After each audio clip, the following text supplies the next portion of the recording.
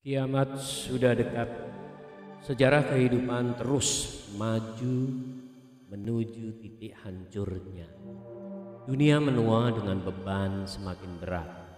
Kemajuan yang sekarang terjadi sebenarnya adalah kecepatan yang semakin meninggi, pergesekan yang semakin keras, dan panas yang semakin membara. Ide-ide brilian yang mengagumkan bisa jadi hanya akan memakmurkan beberapa manusia saja, namun menyeret-nyeret manusia yang lain dalam derita. Tata kehidupan bergeser, tidak lebih baik, tidak lebih damai, tidak lebih sejahtera, tidak lebih sehat, tidak lebih aman. Semakin tahun berganti, manusia semakin menempati planet yang semakin rentan dan rapuh. Semakin lama kehidupan semakin mahal dan semakin sulit menemukan kedamaian dan kenyamanan. Hidup di kota besar tentu hidup yang lebih mahal dibanding pedesaan. Begitu juga hidup di tahun 2022 tentu lebih mahal dibanding hidup di tahun 1980. Harga permen saja tahun itu adalah Rp1 dan sekarang sudah Rp500.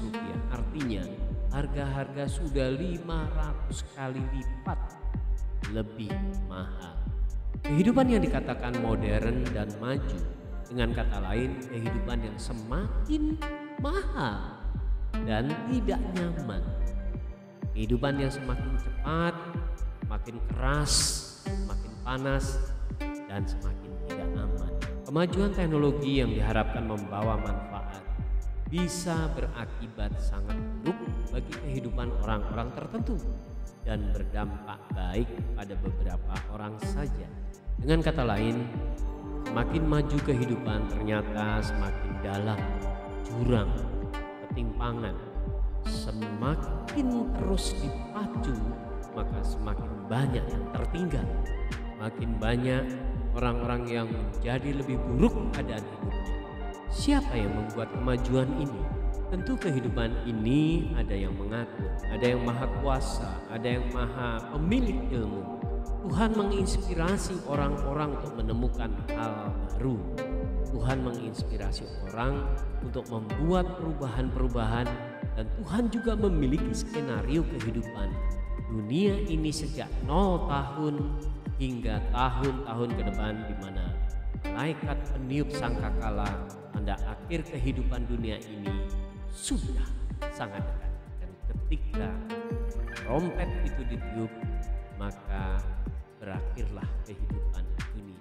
Tuhan menginspirasi Aljabar, Al-Kindi, Ibnu Sina, Abraham Bell, Pascal, Archimedes, Celsius, Fahrenheit, Newton, Ford, Wright bersaudara, dan para ilmuwan lainnya agar kehidupan terus bergerak ke arah kemajuan-kemajuan tahap demi tahap. Tuhan memberi inspirasi Mark Zuckerberg, Elon Musk, Steve Jobs, Bill Gates, dan penemu-penemu lain yang merubah kehidupan semakin cepat, mulai dengan meluasnya internet hingga ide-ide kehidupan tentang metaverse. Ini bisa jadi pertanda baik. Akan ada kemajuan-kemajuan dalam tata kehidupan manusia, namun juga pertanda buruk.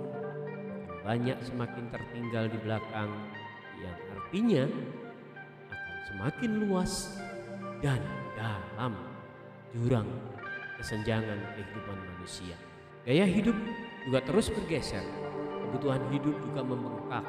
Smartphone, koneksi internet menjadi kebutuhan pokok. Kuota wajib ada, koneksi wajib terjaga, email wajib punya, medsos wajib mendaftar, dan ke depan bisa saja manusia atau warga dunia harus membuat account untuk warganet atau mungkin warga meta.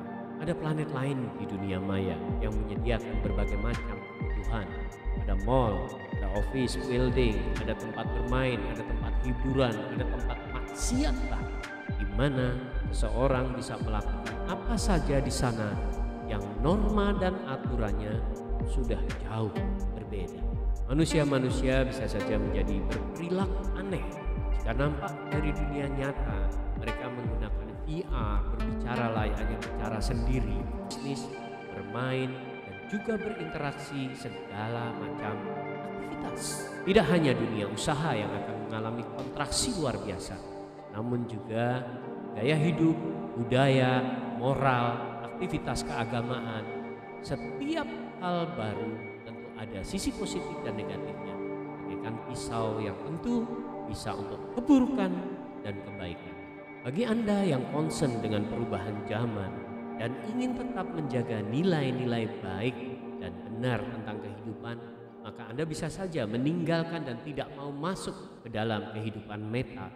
Namun, bisa juga Anda ikut mewarnai kehidupan meta yang baru dengan hal-hal yang baik, positif, dan nilai-nilai yang harus dipertahankan. Itu semua adalah sunatullah.